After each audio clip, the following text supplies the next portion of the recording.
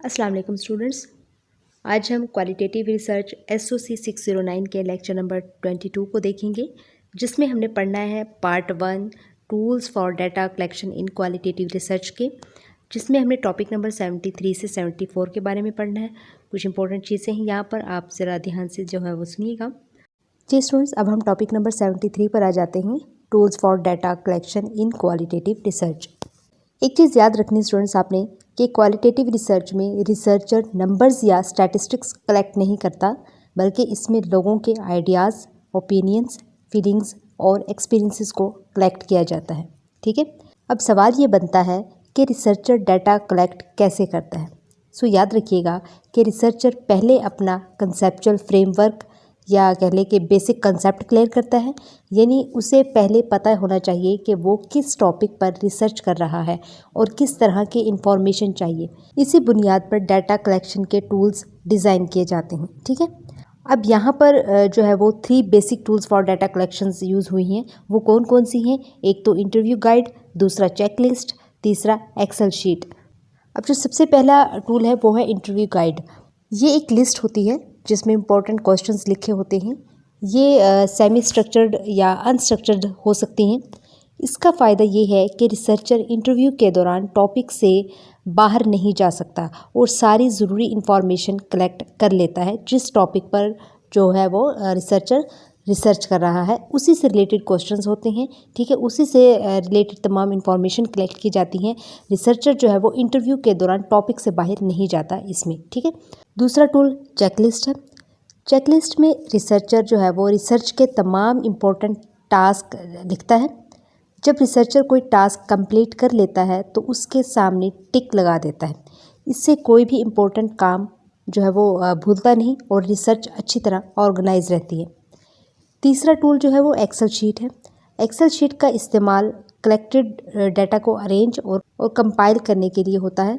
इसमें researcher interview की information को लिखता है और ऑर्गेनाइज करता है, जिससे बाद में डाटा को एनालाइज करना इजी हो जाता है। ठीक है, तो स्टूडेंट्स क्वालिटेटिव रिसर्च में डाटा कलेक्ट करने के लिए 3 बेसिक टूल्स जो है वो कौन कौन से हैं ये आपने अच्छे से याद रखने होंगे। ठीक है, सो अगर आपसे क्वेश्चन पूछा जाता है tools for data collection in qualitative research के बारे में, तो आपने इन 3 टूल्स के नाम और उनका एक एक फंक्शन ज़रूर लिखना है। ठीक है, अब स्टूडेंट्स हम आ जाते हैं टॉपिक नंबर 74 पर, इंटरव्यू गाइड। यहाँ पे हम इसकी थोड़ी सी डिटेल में बात करेंगे इंटरव्यू गाइड के बारे में। अब याद रखें कि इंटरव्यू गाइड एक ऐसी लिस्ट ऑफ क्वेश्चंस या टॉपिक्स होती है जो रिसर्चर पहले से तैयार करता है। इंटरव्यू के दौरान रिसर्चर इसी लिस्ट की मदद से रिस्पोंडेंट से बात करता है ताकि कोई इम्पोर्टेंट सवाल रह न जाए। इस गाइड में रिसर्च के मेन पॉइंट्स और इम्पोर्टेंट कैरेक्टरिस्टिक्स लिखे होते हैं। समटाइम इसमें रिस्पोंडेंट की जो है वो डेमोग्राफिक इंफॉर्मेशन भी शामिल होती है, जैसे कि एज हो गई, जेंडर, एजुकेशन, ऑक्यूपेशन, और समटाइम्स जो है वो ये नहीं भी होती। ठीक है, सो इंटरव्यू गाइड आमतौर पर सेमी स्ट्रक्चर्ड या स्ट्रक्चर्ड होती हैं। ठीक है, स्ट्रक्चर्ड का मतलब होता है कि क्वेश्चंस पहले से फिक्स होते हैं और सेमी स्ट्रक्चर्ड का मतलब होता है कि रिसर्चर ज़रूरत के मुताबिक नए सवालात भी पूछ सकता है। अब देखते हैं कि इंटरव्यू गाइड में किस तरह के क्वेश्चंस होते हैं। पहली बात है जनरल क्वेश्चंस। ठीक है, ये सबसे पहला जो है वो जनरल क्वेश्चंस होते हैं। ये कम्युनिटी या सोशल इश्यूज़ के बारे में होते हैं, जैसे कि हम कह लें कि आपकी कम्युनिटी के सबसे बड़े प्रॉब्लम्स क्या हैं, या लोगों को किन मुश्किलात का सामना है। ठीक है, ये जनरल क्वेश्चंस हैं। दूसरी कैटेगरी पर्सनल क्वेश्चन की है।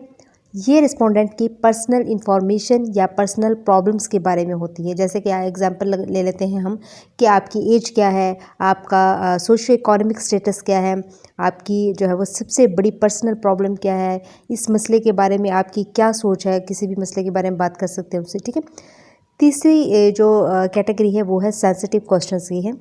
ये ऐसे सवालात होते हैं जो बहुत एहतियात से पूछने चाहिए, क्योंकि इनसे रिस्पोंडेंट को तकलीफ़ या जो है वो झिझक महसूस हो सकती है। जैसे कि एग्जांपल ले लेते हैं कि रिप्रोडक्टिव हेल्थ के बारे में सवाल। ठीक है, आप जानते हैं रिप्रोडक्टिव क्या चीज़ है।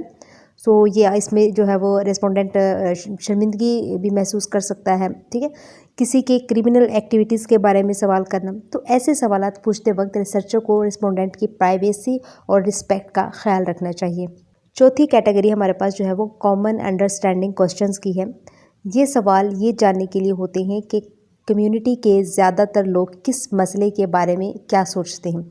जैसे कि हम एग्जांपल ले लें कि आपके ख़्याल में तालीम की अहमियत क्या है, या कह लें कि आपकी कम्युनिटी के लोग इस मसले को किस तरह देखते हैं। ठीक है।